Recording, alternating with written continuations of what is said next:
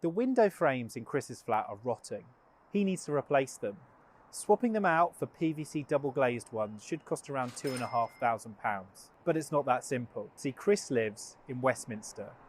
To swap out your windows there, you need to get planning permission.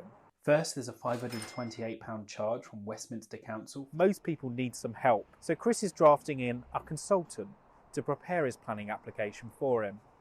That's an extra £1,000. He thinks they'll insist on more expensive £5,000 aluminium frames for aesthetic reasons. But wait, there's more. Chris lives in a building that's defined as higher risk because his block is 8 stories high.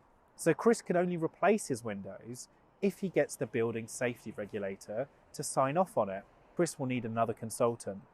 This could cost £5,000, if not more. He'll need to pay a £288 application fee, and he'll get charged £144 per hour for the time they spend looking at it.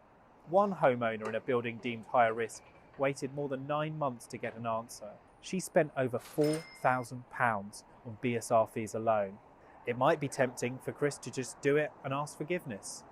But if he did and were caught, he could face 2 years in prison. What's so enraging is that Chris is on the receiving end for all of this because he's committed to following the rules. So how much does it cost to replace some windows in Britain in 2025? For Chris, it would cost £15,816, £5,000 for the window itself and £10,000 to convince Westminster Council and the Building Safety Regulator to let him put it in. Oh, and by the way, the higher risk flat that Chris lives in, it's on the ground floor.